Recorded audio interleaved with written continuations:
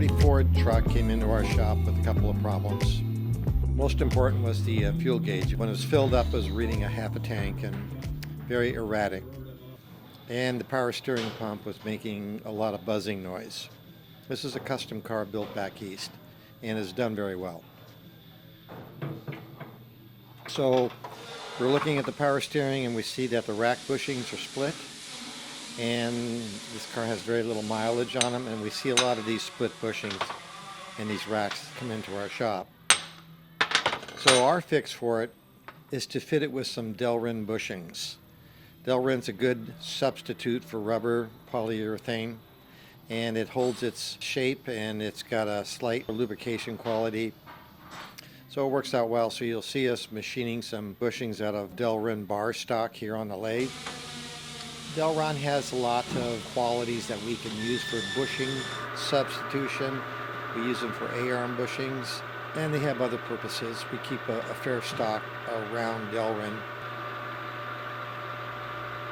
Here's Roy doing his usual great work machining bushings.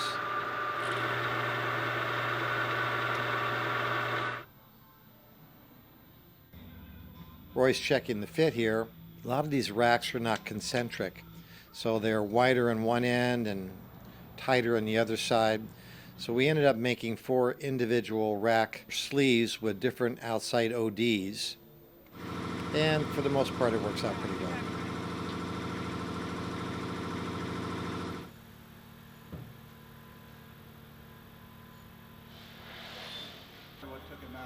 Now we're pressing the sleeves in, and then he'll mount the rack, and that problem should be fixed.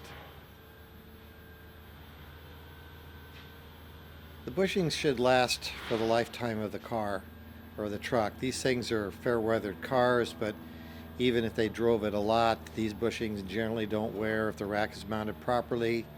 These bushings will last a lifetime. I don't know why more racks aren't made with these, but they take a little time to make and they're a bit expensive, but they do work really well.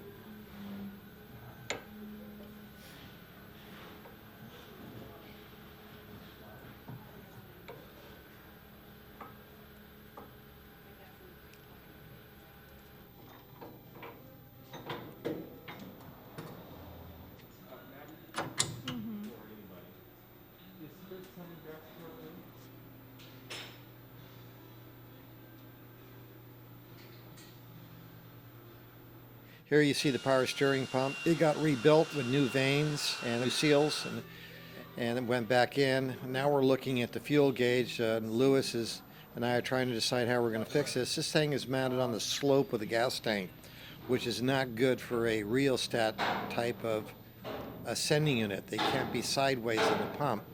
The rheostat moves around too much, so we're making a custom one, and so that it got a slight bend to it.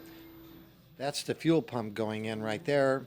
We're checking it for seal and making sure it's located properly at the bottom of the tank where the pickup is. Lewis is putting the new sending unit back in. You can see it there, and see the slope of the tank and why it's important to have it mounted correctly. We're putting the wood slats back in on the boards, and we're going to be taking it for a test drive pretty soon. So we're off to the gas station. We're going to fill it up and check the calibration. We've done enough testing on it with an ohmmeter to know that it's going to be good. So we're off on a road test to make sure everything is okay, and it goes down the road fixed and looking good.